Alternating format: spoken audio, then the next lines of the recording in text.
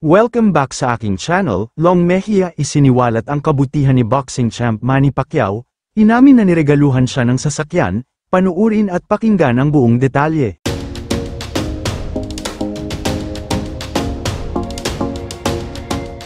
Tila umiral nga ang pagiging mahusay na komedyante ni Long Mejia matapos ang revelasyon nito tungkol sa kanila ng pambansang kamao na si Manny Pacquiao. Isiniwalat kasi ng komedyante sa buong mundo na magkamag-anak daw sila ng boxing champ at dating senador at kung ano-ano ang natanggap niyang magagandang regalo mula rito.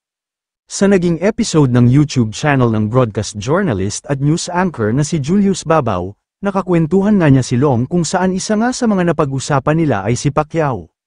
Kwento ni Long, niregaluhan umano siya ni Pacman ng sasakyan, isang gold Toyota Corolla GLI na sikat pa noon.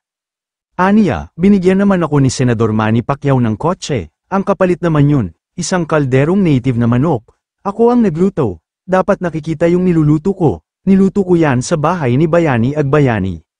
Kasunod nito, nabanggit nga ni Long ang kaugnayan nila ni Manny Pacquiao at kung paano sila naging magkapamilya. Aniya, sa kaalaman ng lahat, bale halos magkamag-anak kami ni Manny Pacquiao, dahil ang lola ni Manny Pacquiao, Mejia ang apelyido na galing Leyte. Ang Mejia, Leyte galing yan. Sumusumpa si Long na totoo raw ang sinasabi niya patungkol sa koneksyon nila ni Pacman, mismong ang dating senador Pangaraw ang nagsabi sa kanya na magpinsan sila noong una silang magkita. Samantala, matatandaan naman noon sa isang panayam kay Long na binibigyan siya noon ni Pacman ng pera, at sustentado daw siya.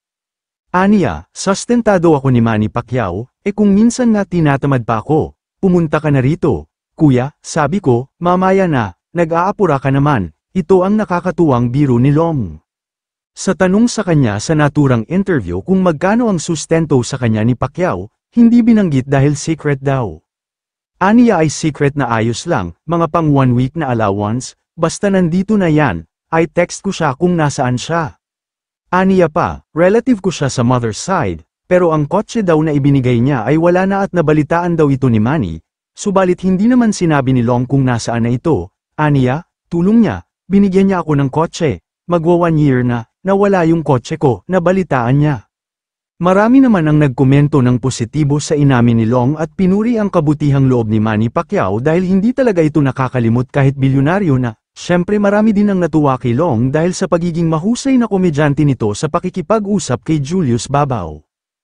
Kayo mga ka-showbiz, anong masasabi nyo sa ating showbiz topic ngayon? Kung may opinion kayo ay magkomento lang kayo sa aking comment section. At syempre kung bago pa lang kayo sa aking channel ay mag-subscribe na kayo para lagi kayong updated sa mga showbiz trends na ina-upload ko. Maraming salamat po.